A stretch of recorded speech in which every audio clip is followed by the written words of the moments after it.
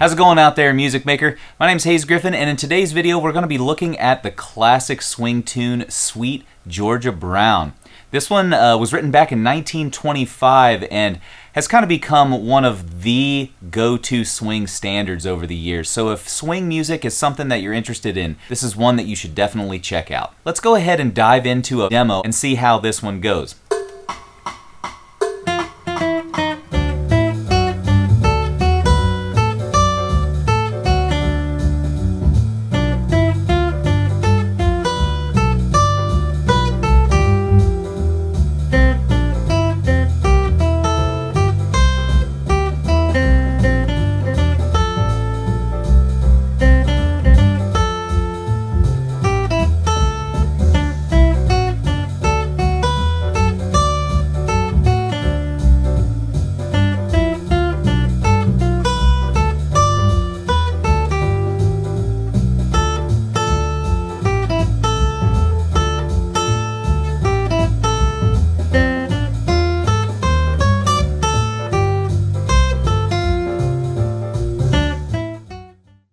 Okay, my friend, let's go ahead and dive into learning this tune, Sweet Georgia Brown. Before we get started, I just want to point out some things that might help alleviate some of the challenges of learning this tune when you're diving into it. So first off, you may have noticed from the intro footage there, I'm actually playing this melody entirely in closed position. I know a lot of you out there have kind of come to the channel for our bluegrass guitar content, and in those realms we kind of play a lot of open strings, right, and down in first position. But as we get into the world of swing and jazz music, it's really good to kind of learn to play some of these melodies up the neck. The main reason that I'm playing this melody up the neck today in a higher octave is because that will cut through a jazz ensemble better than if I were to play Sweet Georgia Brown an octave lower with open strings.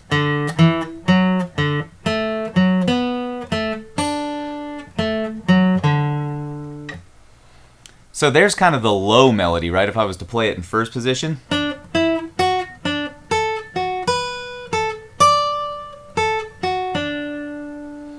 I just find that playing it higher up like that on the neck of the guitar kind of makes the melody sing a little bit better, and like I said, it helps you compete with some of those other instruments that are louder than the acoustic guitar out there. Now if you're playing electric guitar, no big deal. Just stick with me and learn the melody here today, and then I'll task you with going home and learning that one in the low octave later. So to learn this melody, we need to kind of familiarize ourselves with what positions we're playing in. I'm starting out in what we call 7th position on the guitar. That kind of means that your index finger never goes behind the 7th fret of the guitar. Pretty common position when you're playing stuff in D, and this tune starts on a D7 chord. We're technically in the key of F, but we're doing a cycle of fifths chord progression that starts on a D7, goes to a G7, goes to a C7, and then resolves us back to our home key of F. So we're gonna start with that first melody note on the 7th fret of the G string right there. And then we're kind of playing out of what I like to think of as this little D major scale box or D pentatonic scale box. So if you're familiar with your pentatonic scales, it's kind of like the top half of a D major pentatonic or B minor pentatonic, with a few extra notes thrown in there, right? So that's kind of the realm we're occupying now. Some of the challenges of learning this melody in that position, we're going to have to use a lot of partial bars in our left hand. Immediately right off the bat, after the intro,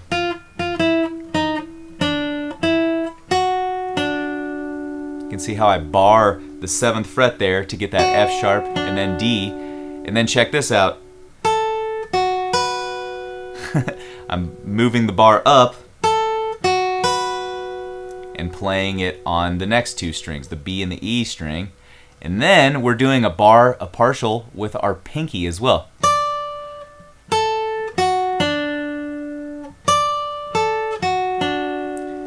So you can already see that this tune is going to present some challenges if your pinky isn't very strong, or if you haven't worked on some of those double jointed bends that you have to get in order to get those partial bars. You're going to have to get comfortable barring 2 strings at a time with your pinky and your index finger. I would suggest testing that motion out.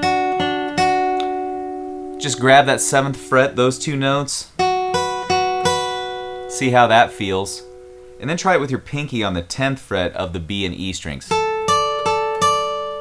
Now you can find too, I kind of lifted my index finger off there, but I would actually suggest leaving that index finger planted on the 7th fret and then setting your pinky down. That means you can press those notes on the 10th fret down with a little less pressure than you would have to if the index finger wasn't there. So maybe before you try and play the melody to this one, see if you can get that 10th fret partial bar to sound clearly. If that one doesn't sound too clear, maybe just practice switching back and forth between those two partial bars.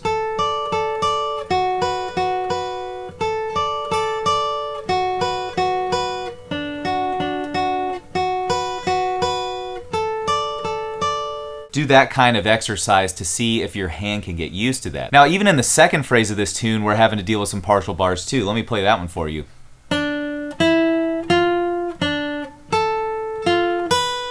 So there was another one. And then we kind of have to lift it really quick. And then we're back to that 10th fret partial bar on the top 2 strings. So you can see that partial bars are going to be like a really essential skill that you have to get down in your left hand. So for now, just work on that kind of major pentatonic out of that box.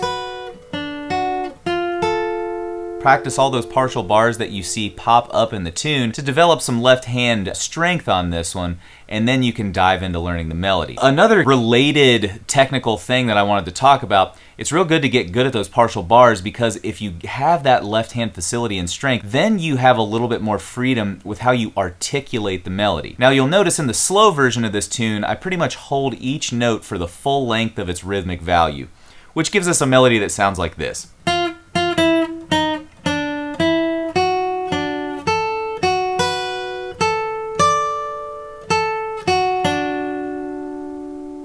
So that's kind of how the first 4 bars would sound, with each note being held as long as I possibly can. Now if you listen to kind of the faster version of the tune, or listen to other pros play this tune, there's usually a bit of a different articulation in the melody. They use some staccato notes, or at least shorter articulated notes to voice that melody. Here's an example of how that would sound.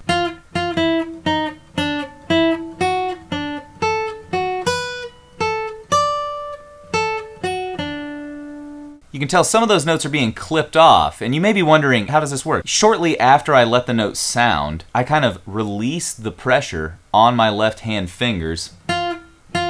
You can kind of see it when I do it with that one.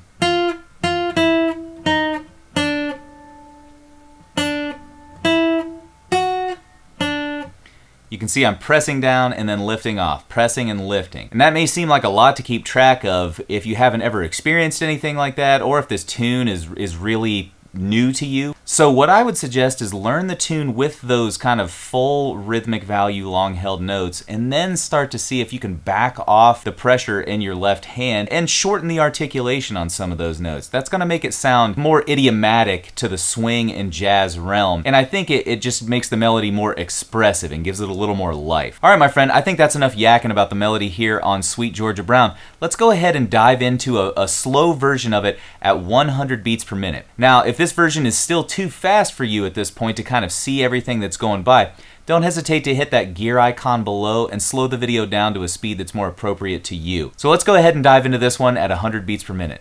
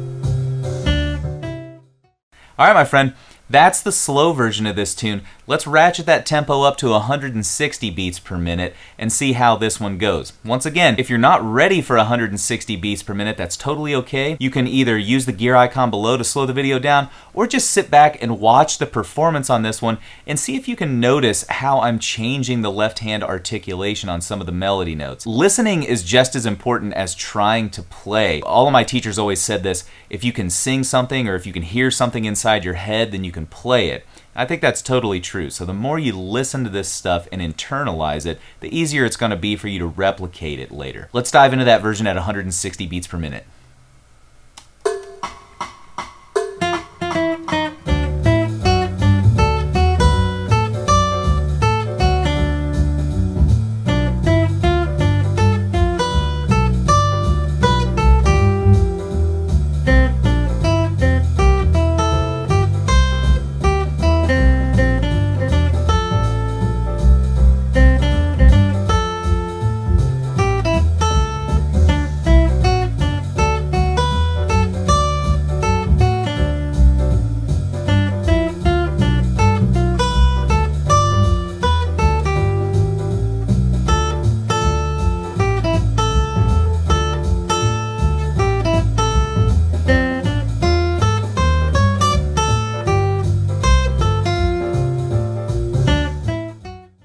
All right there, flat picker. That's it for the melody to Sweet Georgia Brown. I hope you've enjoyed this lesson. If you haven't had a chance to hit that subscribe button below, go ahead and click that now. That way you'll get notified whenever we upload a new video here to the Mandolin Secrets channel. Also, if you're interested in backing tracks and things like PDFs of the sheet music and tablature for today's tune, as well as access to our community of guitar players and mandolin players on their musical journey just like you, go ahead and check that link out in the description below to the Mandolin Secrets Guitar Club. There you're going to find all the information you need to know to get signed up and get access to all of those goodies I just talked about. Before we get out of here, leave us a comment below. Let us know, are swing tunes something that you're interested in, and is Sweet Georgia Brown one that you're familiar with? A lot of people recognize this tune as the theme song for the Harlem Globetrotters. That's kind of where I grew up hearing this tune when I was a kid, but I'm interested to know your experience. Is this one that you've heard before and one that you'll get a little bit of use out of? All right, my friend, thanks so much for tuning into this video. We'll catch you in the next one.